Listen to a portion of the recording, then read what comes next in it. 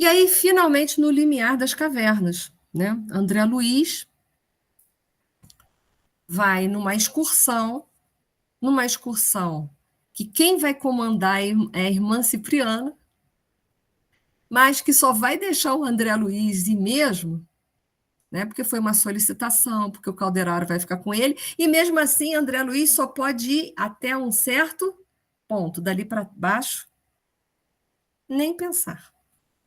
Por quê? Porque a irmã Cipriana tem juízo, que ela tem juízo. Que às vezes o que nos falta é juízo, não sei se vocês já pararam para pensar, né? É engraçado a gente ver, às vezes, as pessoas entram na casa espírita, querem fazer um monte de serviço. E dentre os tantos serviços que tem na casa espírita, querem frequentar a mesa mediúnica e desobsessão. Mas, às vezes, eu acho tão importante começar a encher copinho d'água, gente. Lá é o lugar perfeito para fazer isso. Recebendo as pessoas lá embaixo, vendo se você tem a capacidade de consolar as pessoas que estão chegando. Se você sabe encontrar no olhar de uma pessoa se ela está triste, se ela está desesperada, se você vai saber o que você vai falar para ela, né, assim, discretamente, sem perguntar nada para ela, mas se você vai ser capaz de consolá-la sem dizer uma palavra. Mas, no entanto, as pessoas querem ir para a mesa de desobsessão e mediúnica, porque falta muito na gente ainda juízo, né? Então, André Luiz já sabia, né, que ele poderia, né, que ele poderia ir sim, mas ele seria, né, supervisionado por Calderaro, isso aí até um certo ponto, né? Mesmo sendo uma sugestão do Eusébio, não importa. Ele vai até, porque o Eusébio também não dá ponto sem nó, né? Já sabia que a irmã Cipriana só ia deixar ele até um certo ponto. Esses mentores sabem tudo, né? Eles sabem ter juízo, eles sabem falar não. A gente fica contemporizando, mas eles sabem falar não. E falam não de uma forma que a gente nem abre a boca, né? Então é para lembrar que as cavernas, gente, só pode estar ou no umbral grosso ou está nas trevas. Mas esse livro não retrata as trevas. Mas, para ter cavernas, para estar escuro, para ser uma região sombria, ou é umbral grosso, ou é trevas. Ok? Só que ali eles não detalham isso para a gente. Mas a gente sabe que o próximo livro que a gente. Oi, pode falar, Maria? Não, que fala de cavernas, onde eu li cavernas foi no Memórias de um Suicida. Exatamente, É, Maria. quer Exatamente. dizer, então é treva mesmo, né? Trevas, né? Não tem muita opção para a gente, né? As trevas. E o próximo livro que a gente vai estudar, que é Libertação, ele vai falar só das trevas. Por isso que a gente tem que estar bem preparado para estudar esses capítulos, tá? Para não embarcar naquilo ali. O acaso não existe. A gente vai começar a ver. Se Eusébio foi levado a sugerir esta oportunidade, é que André Luiz tem nesses sítios urgente serviço a prestar. A gente vai descobrir mais tarde qual é o urgente serviço. Considerando, porém, as responsabilidades que me cabem, isso é a irmã Cipriana, não posso autorizar que nos sigam em todos os passos. Contudo, convido o irmão Calderaro a permanecer em companhia do prestimoso aprendiz no limiar, ou seja, na porta, antes de adentrar, né, das cavernas, sem descerem conosco, mesmo aí, estudioso que é, ele encontrará inesgotável material de observação, sem necessidade de enfrentar situações embaraçosas para as quais ainda não se aprestou convenientemente. Então, é tipo assim, não tem emenda, é não e ponto final. Eu gosto desses mentores isso, porque com eles é assim, é não e ponto final. Você pode ir até aqui. Aqui já tem bastante coisa para você aprender se você quiser, mas lá embaixo você não vai, não. Ponto final, acabou. Né? Se ficar milindrado, ficou. Se ficar magoado, ficou. Vai ter que desmagoar. Não vai ter jeito. E aí, eles vão relatar, eles fazem uma comparação com a Selva Escura. A Selva Escura faz parte de uma obra de Dante Alighieri, que é a Divina Comédia, que vai retratar o pior, né? Os umbrais baixos, grossos, as trevas. E ali eu só botei uma foto da Divina Comédia, só para a gente lembrar. deve ser uma coisa mais ou menos assim mesmo. Bem sombria, bem escura, bem cinzenta, bem sem vida, né? E pensar que quem é que constrói os umbrais, vocês sabem? Pois é, que triste isso. O dia que eu li isso lá, em Evolução em Dois Mundos, que nós éramos co-criadores em plano menor e que a gente fazia os umbrais, eu falei assim, vou pedir as contas. Mas somos nós. E pensar que a gente aqui encarnado, cada hora que vibra mal, a gente bota um tijolinho nos umbrais. É outra tristeza pensar nisso. Com o pensamento da gente, a gente alimenta também, não é isso? Isso O aí. dia que dá aqueles mal-estar horrorosos que começa pelo pensamento. Exatamente. Aí a gente está botando os tijolinhos lá nos umbrais. Olha que coisa Nossa, maravilhosa. E uau, pensar, meu e Deus. pensar que essa é a nossa responsabilidade, né? E aí pensar nisso dói muito o coração. Mas vamos em frente, que a gente também tem chance de ir tirando os tijolinhos e ajudando o nosso lar. Mas vamos lá, é uma opção. Estacamos em enorme planície pantanosa, pantanosa, onde numerosos grupos de entidades humanas desencarnadas se perdiam de vista em assombrosa desordem. Então, os umbrais, os espíritos inferiores, uma das características deles é viver na desordem, na desarmonia, no desleixo. E é interessante, entidades humanas desencarnadas, pareciam que eram humanas, porque, né, de tão materializados, porque a região ali era muito compacta. E ficavam em bandos. Por que em bandos? Porque a gente se agrupa por afinidade. A gente não está aqui essa noite estudando, a gente guarda algum tipo de afinidade. Então, se a nossa afinidade é pantanosa, é para lá que a gente vai, viver em grupos também pantanosos como nós somos. A maneira de milhares de loucos, né, totalmente desorientados, desarmonizados emocionalmente, olha lá, não foi por um acaso que eles passaram no hospício antes, né? Então, a maneira de milhares de loucos separados uns dos outros. Por que separados? Porque quanto mais imperfeito a gente é, mais egoísta e orgulhoso a gente é, mais individualista a gente é, né? Ou a mangotes, segundo a espécie de desequilíbrios que lhe era peculiar. Então, é a característica. A gente não quer ir para uma região dessa, começa a trabalhar o individualismo, começa a trabalhar o orgulho e o egoísmo, porque a gente não faz sintonia com isso daqui. Os grupos de infortunados agiam ali desconhecendo os padecimentos uns dos outros, típico do egoísmo, típico do egoísmo. E nós temos muito isso. Já viu quando a gente passa na rua? Oi, fulano, tudo bem? A gente está passando uma calçada, o outro está na outra. Oi, tudo bem? Rezando para ele não falar que está tudo mal, porque se ele falar que está tudo mal, eu vou ter que parar. Não é mais ou menos assim? Né? É feio, mas é assim. Agiam ali desconhecendo os padecimentos dos outros. Ninguém se importava com as dores dos outros. Certos grupos volitavam, né, a pequena distância dentro daquela psicosfera. É claro, eles não têm como volitar até nosso lar, porque o perispírito é muito denso, não permite. Mas ali alguns volitavam. E volitavam por quê? Volitavam para ostentar que podiam. Porque lembra que em nosso lar, muitos podiam volitar, mas não volitavam, pegavam o transporte público ou iam a pé, porque não queriam trazer nenhum desconforto, nenhum tipo de humilhação para os outros que não podiam volitar. Ali já se volitava de ostentação, tá vendo? Eu posso, ó. Você não pode. Eu posso, você não pode. Era mais ou menos assim, né? Volitavam a pequena altura, como um bando de corvos negrejantes. É importante entender que lá, nessa localidade, não tem aves verdadeiramente, ou seja, princípios inteligentes em estágio evolutivo no reino animal. Esses corvos negrejantes fazem parte da zootropia, da perda da forma humana. E isso é muito importante a gente entender. Quando se fala de aves em nosso lar, está se falando de princípio inteligente mesmo que está estagiando, evoluindo ali. Mas aqui não. Aqui nós estamos falando de zootropia, tá? Corvos negrejantes, mais escuros que a própria sombra, a envolver-nos ao passo que vastos cardumes de desventurados jaziam chumbados ao solo, quais aves desditosas de asas partidas. Como explicar tudo isso? André Luiz fica estarrecido.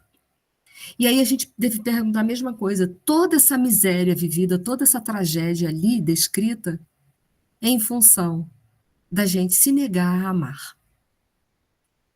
Nossa natureza é amar. Quando a gente anda contra a maré, a gente vai criar esse tipo de paisagem, esse tipo de sofrimento para a nossa vida. Porque nós somos filhos do amor. A nossa natureza é amar. Mas o nosso orgulho não nos permite. Toda esta gente permanece, porém, desamparada e entregue a si mesma? Pergunta André Luiz. E aí equivale a perguntar onde está a misericórdia de Deus. Deus não é onipresente? É ou não é, gente? Está lá em Kardec. É ou não é? Então Deus está nos umbrais? Sim, isso aí, gente. Deus está dentro de mim, mesmo que eu seja um ser perverso, abjeto? Está aí a misericórdia de Deus, né? Que ainda nesse estado nos ama, apesar de tudo. Então, eles estão desamparados? Não, eles estão amparados. Mas eles querem ser amparados ou eles querem que a vontade deles seja feita? Não, respondeu o caderário paciente. Funcionam por aqui inúmeros postos de socorro. Lembra que cada posto de socorro está vinculado a uma colônia espiritual? Aqui tem inúmeros pelos umbrais. Então, nenhum deles está ali abandonado. Porém, eles têm que ter um mínimo de humildade para sair desse lugar. Lembra o André Luiz? O dia que ele teve uns 5 segundos de humildade, fez uma prece, ele viu Clarencio. Mas Clarencio estava ali só naquele momento? Não. Clarencio esteve ali o tempo todo. Mas ele não via Clarencio porque o orgulho dele era tão grande que ele não via. Deixa eu só ver aqui, que a Jane botou alguma coisa no chat. Aí, deixa eu ver.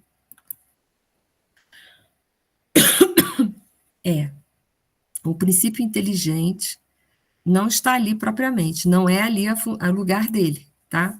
Mas nós vamos ver mais para frente uma situação no livro Libertação que eu vou explicar, mas é só quando chegar no livro Libertação, tá? No entanto, esses corvos ali não é princípio inteligente que ainda não individualizou, tá bom? Não, eu quis dizer quando você comentou a outra situação do nosso lar. Dos nossos lares. Ali é princípio inteligente. Porque essa aqui é fácil de entender. Mas lá eu não me lembrava que existia. Tem. Aqui é fácil entender, a gente se liga muito mais, né, ao que é assim cavernoso, o conceito dessa zootropia, não é isso? O nome, eu gravei, mas o outro eu não gravei. Em Nosso Lar, inclusive, eu não me lembro agora qual é o capítulo exato, quando eles falam que lá tem flores, também são flores, são princípios inteligentes ali, né, fazendo o seu processo evolutivo, e ali tem uma informação, eu não sei se é em Nosso Lar ou em Evolução em Dois Mundos, agora eu não me lembro exatamente, em que as mutações genéticas que chegam aqui na Terra são feitas ali primeiro, para depois elas virem para a Terra. Você vê como a evolução se dá, né? A evolução é em dois mundos mesmo, de verdade. Gente, eu quero ver se eu termino esse capítulo hoje, tá? Só para a gente não ficar faltando assim, tipo um slide, né? Vamos ver se a gente consegue. Então, a volitação que eu já falei ali para vocês, que ele vai fazer a comparação com a questão de Nosso Lar. Então, os que estão ali volitando, estão volitando por ostentação, para mostrar superioridade. Superioridade que não tem, porque quando a gente precisa mostrar uma coisa, é porque a gente não tem. Porque quando a gente tem, a gente não precisa mostrar nada, a gente é. Né? Já existe em nossa organização espiritual de vida coletiva irmãos sofredores convenientemente amparados. Alguns ainda sofrem estranhas perturbações alucinatórias. Lembram das câmaras de retificação em Nosso Lar? Outros são guardados à maneira de múmias perispiríticas. Lembram das câmaras de retificação? Em letargia profunda, aguardando-se-lhes o despertar. Outros povoam vastas enfermarias para se reerguerem espiritualmente pouco a pouco. Aqui, no entanto, se congregam verdadeiras tribos de criminosos e delinquentes, atraídos uns aos outros consoante a natureza de faltas que os identificam. Muitos são inteligentes e, intelectualmente falando, esclarecidos, mas sem réstia de amor que lhes exalce o coração, erram de obstáculo a obstáculo, de pesadelo em pesadelo. Então, lembra os que estavam nas câmaras de retificação em nosso lar? Ali já não são mais espíritos endurecidos que não desejam melhorar. Eles já têm o desejo de melhorar, mas eles têm que ir despertando paulatinamente. Agora, quanto a estes daqui, nem adianta. Por quê? Porque eles não estão interessados em melhorar. Foi o que eu disse. O que adianta estender uma mão se a outra não vai ao encontro? Eles não desejam. Eles querem que a vontade deles se faça, e não que a vontade do Pai se faça neles. É uma diferença.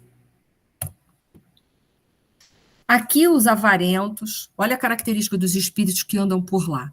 Avarentos, homicidas, os cúpidos e os viciados de todos os matizes se agregam em deplorável situação de cegueira íntima. Formam cordões compactos, inclinando-se mais e mais para os despenhadeiros. Ou seja, quanto mais eles estão endurecidos, mais eles vão ficar no fundo desses despenhadeiros. Porque, é claro, né? É a atração, né?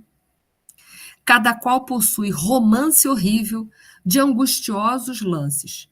Prisioneiros de si mesmos, cerram o entendimento às revelações da vida, ou seja, eles não querem ouvir a verdade, eles querem só fazer com que a verdade deles prevaleçam. E restringem os horizontes mentais, movimentando-se em seu próprio interior, em ação exclusiva, nos impulsos primários, a cultivar o pretérito que deveriam expungir. Ou seja, eles querem viver só as próprias verdades deles, não querem saber das verdades de Deus, das suas leis, e se fecham em si mesmos. Eles são egoístas. Né? Então, é uma característica que a gente vai ver. Autoridades mais graduadas da nossa esfera, atendendo a imperativos superiores, improvisam tribunais, porque são julgados mesmo, de verdade, com funções educativas e não de subjugá-los, mas com função de educá-los, de fazê-los ver e entender que eles precisam se modificar. Ali não é para subjugar, como a gente vai ver no livro Libertação, que é diferente. Esses tribunais superiores é para levar esclarecimentos e responsabilidade, que eles mostrarem que eles têm que assumir a responsabilidade da sua própria vida. Muito diferente do próximo livro que nós vamos ver. Tá? Cujas sentenças resumam amor e sabedoria. Então, as sentenças são dadas embasadas no amor e na sabedoria. O que a gente vai ver em Libertação, que não tem nem amor e nem sabedoria. É subjugação mesmo. São sentenças diferenciadas. Culminam sempre em determinações de trabalho regenerador, ou seja, eles são convidados a trabalharem para se regenerar. Mas aí a pessoa tem que querer se mudar. Através da reencarnação na crosta terrestre, e aí a coisa fica feia, né? Ou de tarefas laboriosas no seio da natureza, quando há suficiente compreensão e arrependimento nos interessados que feriram a lei, ofendendo a si mesmos. Ou seja, eles são esclarecidos, esses tribunais esclarecem e oferecem a eles uma nova oportunidade. Mas eles têm que topar as novas oportunidades dentro da lei de Deus e não dentro da lei deles. Então, todos eles são atingidos pela misericórdia divina. E aqui eu só trouxe uma pergunta 1004 do Livro dos Espíritos, que Kardec pergunta, e quem responde é São Luís, em que se baseia a duração do sofrimento do culpado. Né? Quanto tempo o sofrimento vai viver em mim? A resposta é tudo que a gente não queria ouvir, né? No tempo necessário que se melhore. A hora que a gente se melhorar, a irmã dor vai embora, porque ela não precisa mais ficar visitando ali a gente. Porque tem a dor e tem o amor, a escolha é nossa. Então a resposta é dada por São Luís. Cada homem individualmente, Deus se ocupa, que a gente fica pensando assim, eu não teria como me ocupar da humanidade toda, mas Deus, ele tem esse poder, essa capacidade. Será que Deus se preocupa comigo? Né? É uma pergunta. E aí a resposta é, Deus se ocupa com todos os seres que criou. Por mais pequeninos que sejam, nada para a sua bondade é pequeno demais. Então, a gente, a bactéria, a minhoca, o verme, todos eles Deus está se preocupando. Todos eles Deus ama. Todos eles Deus vai dar uma chance de evoluir e sair dos ciclos reencarnatórios de dor. Olha que bacana isso, né? Então, gente, era isso. Para essa noite era isso. Espero que tenha sido bom. E no próximo livro, que eu já vou avisando a vocês, o grupo já existe, mas não saiam desse grupo, porque é aqui que eu vou postar os links. Quando as aulas no Mundo Maior acabar, eu acabo com o grupo no Mundo Maior e vai ficar só o Libertação, tá bom? Eu vou pedir a Leida que faça uma prece bem sucinta, porque a gente já Sim. passou do horário. Eu peço desculpas, mas eu não gosto, mas era só para fechar esse capítulo, tá? Ok.